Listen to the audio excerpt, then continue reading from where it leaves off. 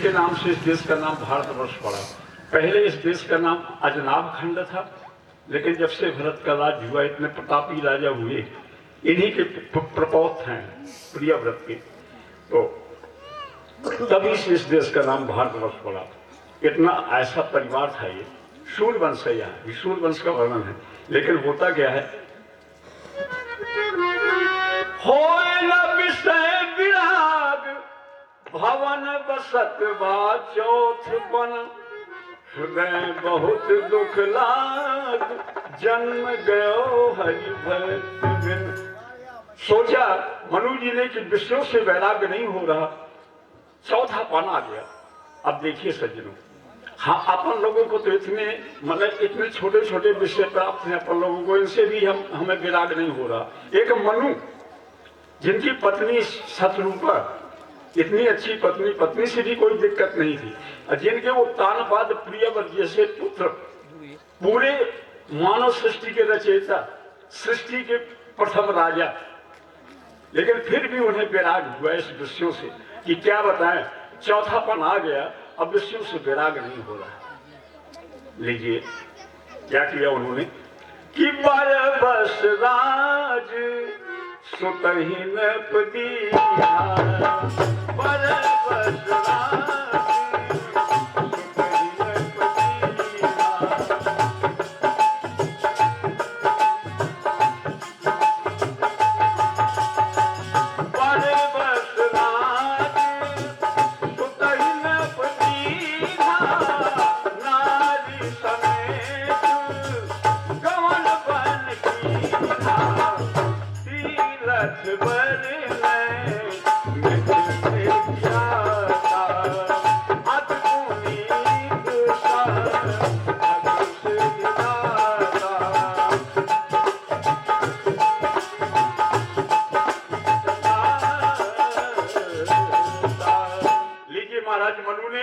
बरबस राज इतने अच्छे उनके पुत्र थे कि जबरदस्ती उन्हें राज दिया। बरबस शब्द लिखा है गोस्वामी जी ने। 3 राजा ऐसे हैं रामचरितमानस में जिन्होंने अपने पुत्रों को राज दिया है। किसने? मनु जी ने अपने पुत्र उत्तानपाद को, और प्रतापभान सत्यकेत ने अपने पुत्र प्रतापभान को, और राजा दशरथ ने अपने पुत्र राम को। लेकिन फर्क समझ लीजिएगा, जो प्रतापभान को राज दिया सत्यकेत ने, वो है धर्माभास, माने धर्म का आभास हो रहा है, धर्म नहीं है। धर्म की 3 क्वालिटी है, एक है धर्माभास, एक है धर्म, एक है धर्मसार। तो तीनों रामायण में है।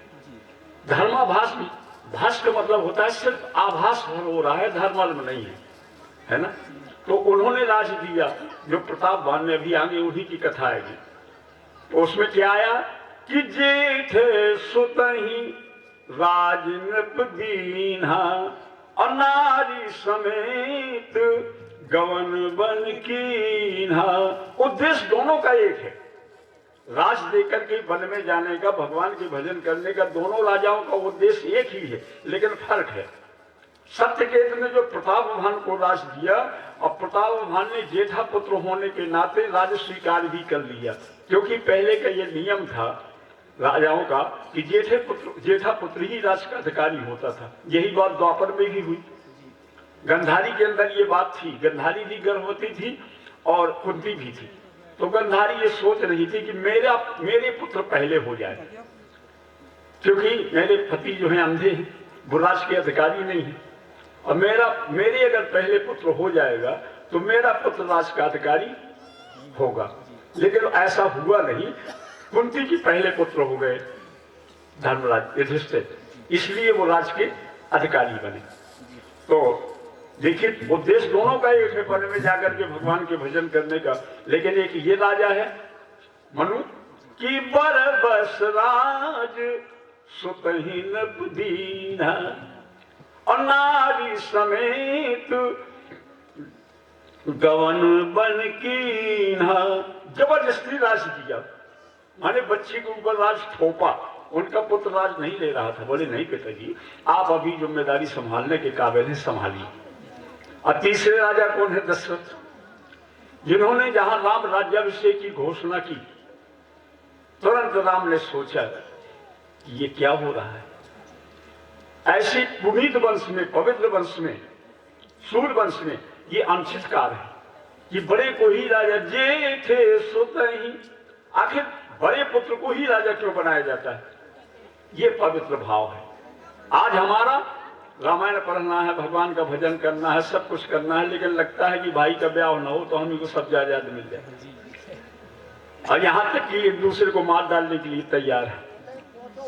और एक वो भाई है राम, देने को तैयार है सर। हाँ, कि आखिर जेठे पुत्र को ही राजा क्यों बनाया जाता है?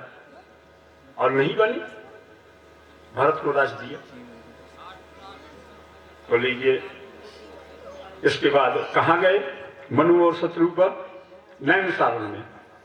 नैमिषारण्य एक वो क्षेत्र है कि जब देवताओं को, तुमने पढ़ा होगा भागवत में, जब देवताओं को एक यज्ञ करना था तो ब्रह्मा जी से कहा महाराज कोई पवित्र भूमि बताइए जहां पे हम यज्ञ करें। तो ब्रह्मा जी ने चक्र छोड़ा, बोले इसके पीछे पीछे चले जाओ, जहां ये चक्र गिरे वही सबसे पवित्र भूमि है। ये चक्र वहां गिरा था नैमिषारण्य में, जो सीतापुर जिले में पड़ता है, हरिद्वार जाने में। वो जो देखा होगा, तुम गए नहीं, हम गए हैं, तो चक्र तीर्थ है वहां पे, एक कुंड है, जल का उसका पानी घूमता रहता है चक्र की तरह, इसलिए वो पवित्र क्षेत्र है। जहां भी जो तपस्या करने गए हैं, सूत जी ने 88,000 ऋषियों को श्रीमद् भागवत की कथा नैमिषारण्य में ही सुनाई है, और ये भी वहीं पे गए मन शत्रुपा तपस्या करने के लिए। और कहाँ पहुंचे?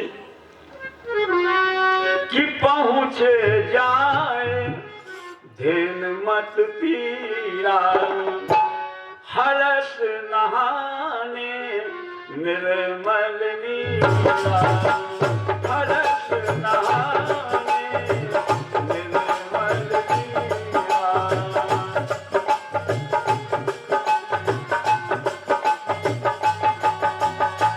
पहुंचे जाए धेन मत पीरा, पहुंचे जाए धेन मत पीरा, हरस नहाने निर्मल नीरा।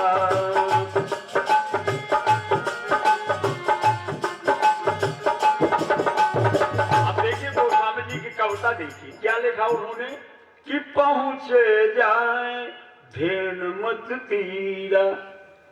नैमिषारण्य में कौन नदी निकली है? गोमती। आप गोमती की जगह क्या लिख रहे हैं? धेनुमती।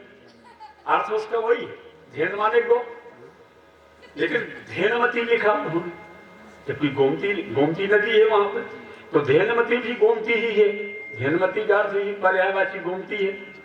लेकिन जैसे कानपुर को कर्णपुर कह दिया जाए तो कोई